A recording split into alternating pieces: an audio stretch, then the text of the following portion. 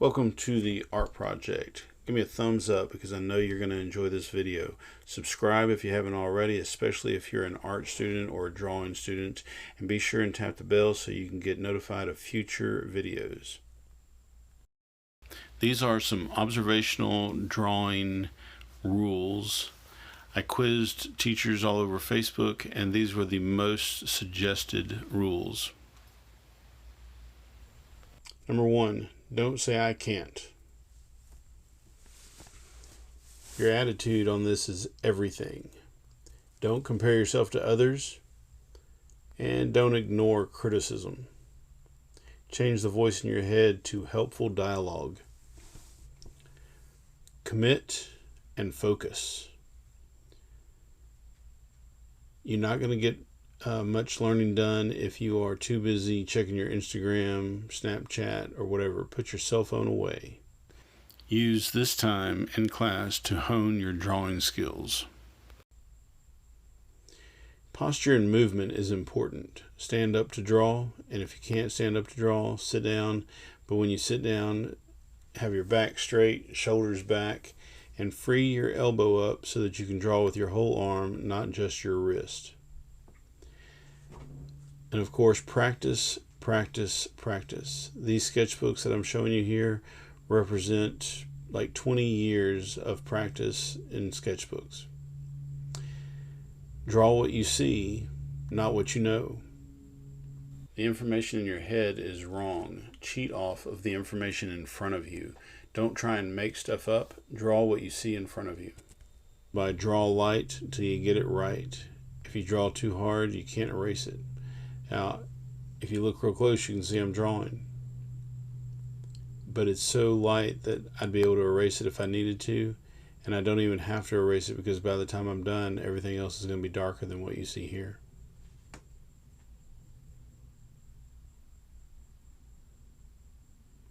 Break the habit of drawing hairy lines. It's a very, very bad habit. Chances are good that you draw the hairy lines because you saw someone else sketching and you thought that was the way it was supposed to go, or that was the way you're supposed to do it. But the fact is, it takes a long time. I've sped this video up, and it took me a long time to draw this circle with these hairy lines. Do not use hairy lines. Instead, work fast and loose. Much faster to draw a circle this way than it is to draw it the other way. And time is money.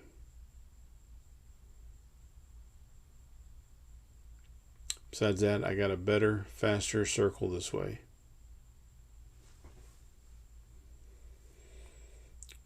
Back to my face drawing. The next rule is to draw the basic shapes first and work towards the complex. So the first thing I drew was the basic shapes of the face, the basic circle, laid out some outlines where the nose and the mouth and everything go, and I'm going to work from there. I draw a basic structure to hang the more complex lines on.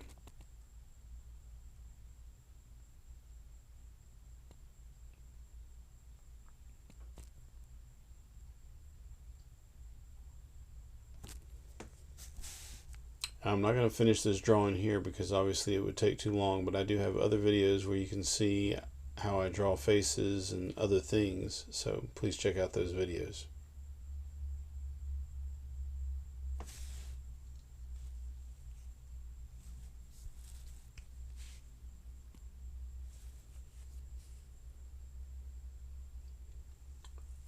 When you start shading, change values by changing the pressure on your pencil.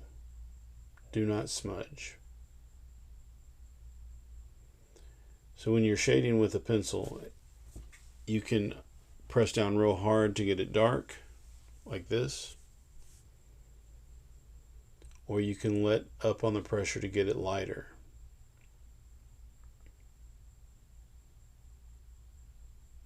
You can do this with a mechanical pencil, but it's not always as easy. Never smudge. Obviously there are materials that you can use to smudge, like tortillas or blenders, but for the most part it puts the graphite into your paper where you can't hardly erase it, and it puts oils in the paper which make the drawing difficult. Marks should follow the directions of the form. So I'm going to give a couple of examples here. The first is a cylinder, and I'm going to draw this the correct way, and then I will fill in this cylinder the incorrect way. So as I'm drawing the shadows on the side of this cylinder, I'm making the lines curve. And by the way, I'm doing this with a pen instead of a pencil, and so I'm using hatching here, but the same is true for using pencil. So notice how my lines go in the same direction as the form. They curve around the cylinder.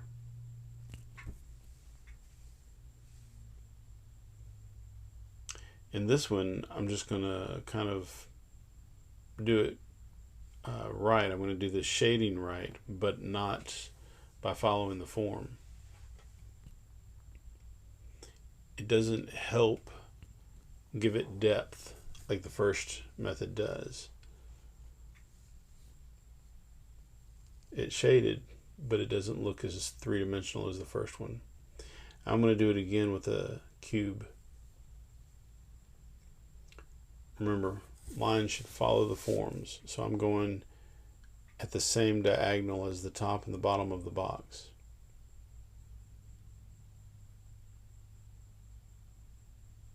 And then on this side, a different, slightly different direction, same as the top and the bottom of the box.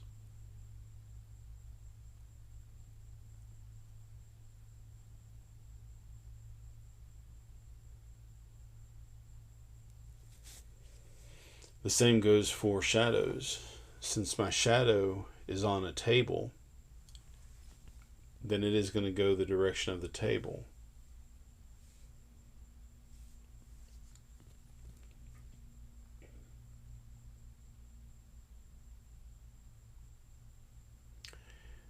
Number 11, get back from your work and check it often.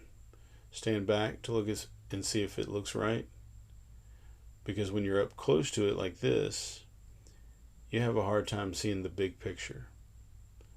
So get back from it and check it often. Also use the squinting method. This is something you're going to have to do on your own when looking at a still life to see the values. Learn perceptual skills. Notice when things are straight or curved, lost or found. Notice shapes, especially the ones that are hard to find, like the shadow in the middle and the highlights on the top and the bottom, the highlight on the top and the reflected light on the bottom.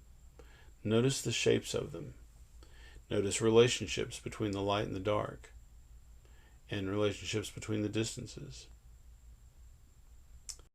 Remember, this is what art teachers all over the world are trying to teach their drawing students. If you enjoyed this video, give it a thumbs up, comment down below, and share. Thank you.